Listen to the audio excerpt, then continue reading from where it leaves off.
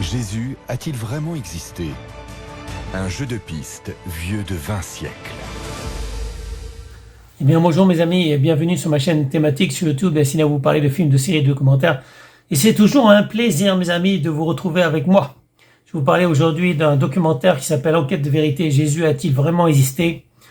Donc qui ne connaît pas Jésus, omniprésent dans la culture occidentale? Il est pour plus de 2 milliards de chrétiens le Fils de Dieu, sacrifié sur la croix, le Messie ressuscité, sa naissance étant tellement importante qu'elle marque le point de départ de notre calendrier. Il est le personnage central du christianisme, personnage dont l'histoire a évolué en fonction du credo construit par les églises en 2000 ans. Il faudra attendre le XVIIIe siècle et les Lumières pour que la question de Jésus historique se pose véritablement. Au-delà du discours religieux, qui était vraiment Jésus?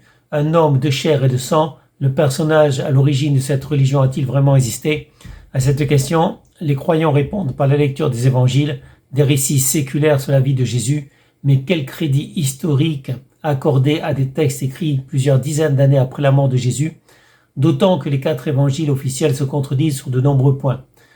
Une vaste enquête historique s'ouvre alors, mettant en jeu tout ce que l'on pense savoir sur Jésus.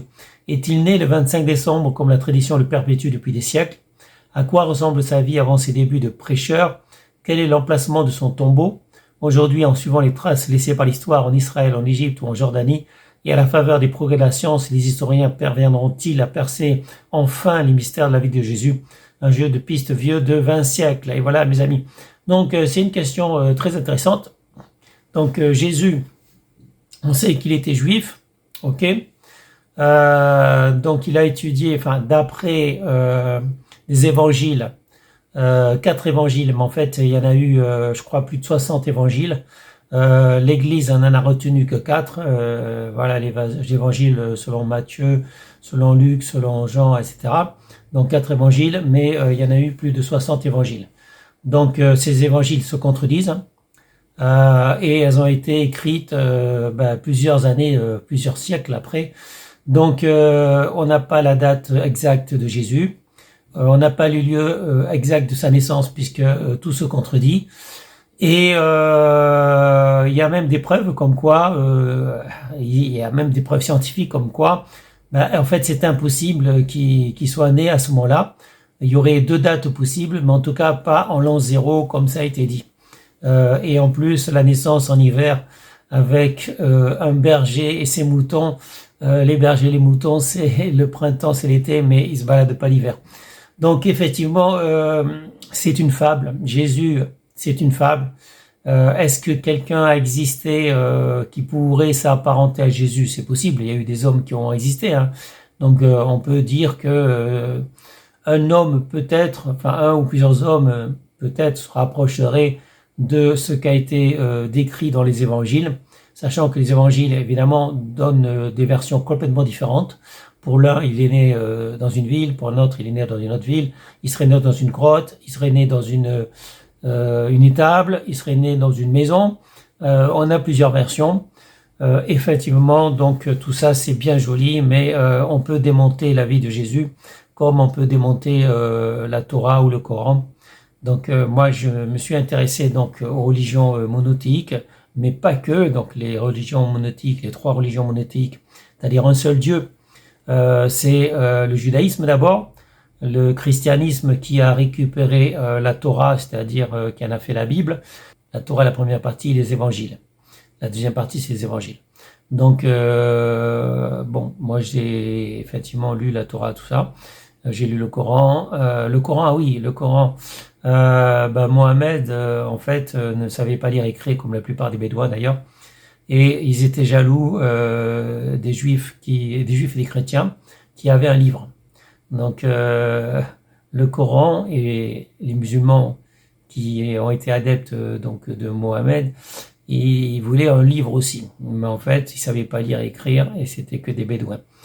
Donc le Coran a été écrit par la suite d'ailleurs. Le Coran en fait c'est une récitation et ça a été transcrit après par un sultan. Il y a eu plusieurs versions du Coran d'ailleurs et à la fin ils en ont retenu qu'une. Bon, les évangiles, il y a eu plusieurs versions, plusieurs évangiles, on n'en a retenu que 4. Donc, on pourrait démonter effectivement la Torah, les évangiles et le Coran. C'est facile. Donc effectivement, avec les bases scientifiques, avec les connaissances que l'on a. Mais là, on va s'intéresser principalement à Jésus dans ce documentaire. Et effectivement, le documentaire est bien fait. Mais c'est un documentaire neutre, hein, c'est pas un documentaire forcément critique. Hein.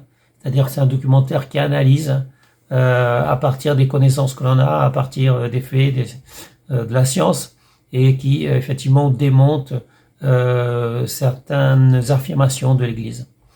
Je sais que les gens ils veulent croire à tout prix, donc on peut pas empêcher les gens de croire, que ce soit les juifs, les chrétiens, les musulmans, etc. Moi, je suis pas là pour empêcher les gens de croire. Et je sais qu'il y a un fort besoin de croire, mes amis. On peut croire tout en n'importe quoi, mais à un moment donné, il faut se poser les bonnes questions, mes amis. Est-ce qu'on préfère croire en des fables, des histoires, ou est-ce qu'on préfère la vérité? Alors la vérité, c'est est-ce que ces religions sont basées sur des mensonges ou c'est des faits véridiques qu'on peut vérifier, évidemment. Adam et Ève, que l'on retrouve dans le judaïsme, dans le christianisme et dans le Coran, eh bien, on sait très bien que l'homme a évolué. Il a évolué, il y a une évolution des espèces et qu'on n'a pas toujours été des humains. Donc, on n'est pas descendu d'Adam et Ève, évidemment. On n'est pas descendu d'ailleurs du tout. On a évolué de poissons, on est sorti de la mer et on a évolué jusqu'à devenir des singes, des grands singes qui marchaient à quatre pattes, qui marchaient debout, pour finir par devenir des humains. Et on est toujours en train d'évoluer, mes amis, puisque tout le monde évolue. Les oiseaux ont évolué, les mammifères ont évolué. On est des mammifères, nous aussi.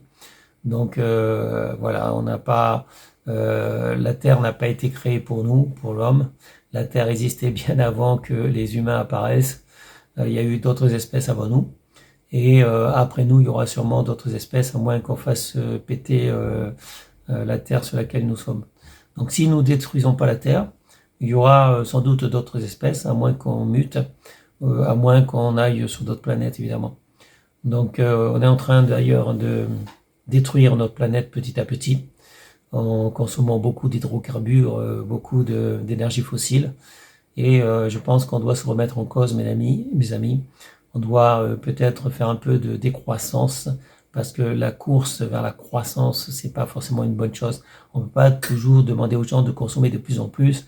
À un moment donné, il faut essayer de se restreindre et d'essayer de consommer mieux, consommer moins, consommer mieux, parce que c'est comme la nourriture, c'est pareil en fait. Vous pouvez manger du matin au soir, vous allez devenir gros, vous allez devenir obèse, vous allez devenir malade et vous serez pas en meilleure santé en mangeant énormément. Par contre, si vous mangez moins, que vous mangez des choses de qualité, eh ben vous vous en porterez mieux, votre santé sera meilleure et vous vivrez plus longtemps. Donc c'est un peu comme ça que la Terre marche. La Terre peut nous nourrir à condition qu'on fasse attention, c'est-à-dire qu'on consomme pas trop et qu'on limite nos naissances. Donc la Terre ne va pas supporter des milliards d'êtres humains. À un moment donné, il faut limiter la population, c'est-à-dire ne pas encourager déjà la population en donnant des aides pour ceux qui ont les couples qui ont plus de 2 enfants.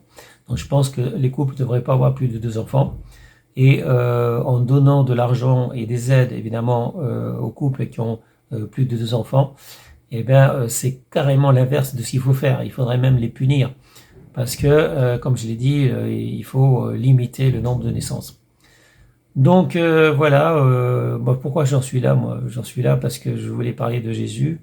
Je vous invite, je vous invite à voir cette enquête de vérité. Jésus a-t-il vraiment existé? Si vous êtes chrétien, ce n'est pas grave, mes amis. Vous prenez ce que vous voulez dans ce documentaire, ou vous faites comme la plupart des chrétiens, vous regardez pas ce documentaire. C'est-à-dire que pendant des siècles, l'Église a souhaité qu'on remette pas en cause Jésus, qu'on cherche pas à savoir s'il a vraiment existé ou pas. Donc ça, c'était le dogme de l'Église, l'Église chrétienne, qui disait on remet pas en doute Jésus, il faut croire, et heureux les simples d'esprit. Voilà, mes amis. Heureux les simples d'esprit, heureux ceux qui croient sans preuve. Voilà. Donc croyez en Dieu, croyez en Jésus, croyez tout ce que l'Église affirme, et ne cherchez pas à connaître la vérité, mes amis. Ça, c'est ce que l'Église voulait qu'on fasse. Et il en est de la même, pareil, en fait, des religions, des autres religions, hein, comme l'islam, comme le judaïsme. C'est-à-dire que vous devez croire aveuglement tout ce qu'on vous dit, et ne cherchez surtout pas à remettre en cause, ne cherchez pas les preuves, mes amis, parce que là, vous êtes un mécréant si vous cherchez des preuves, c'est-à-dire que vous mettez en doute ce qu'on vous force à apprendre. Donc, vous devez apprendre par cœur, et c'est tout. Et après, si vous voulez la vérité, donc moi j'ai une religion, c'est amour et vérité, mes amis. Donc je vous invite à aller sur mon blog Hérologie. C'est la religion de l'amour, l'amour et la vérité, Hérologie. Je vous montrerai le lien de mon blog, ça serait intéressant, mes amis.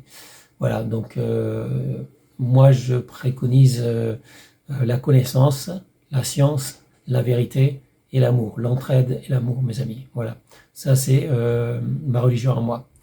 En même temps, je suis bouddhiste, mais les bouddhistes ne croient pas en Dieu. Voilà. On peut être bouddhiste et avoir envie de vérité et d'amour. Voilà, ça n'empêche pas. Le bouddhisme est une religion de paix et l'érologie est une religion d'amour. Donc, on peut être bouddhiste et aimer la religion de l'amour.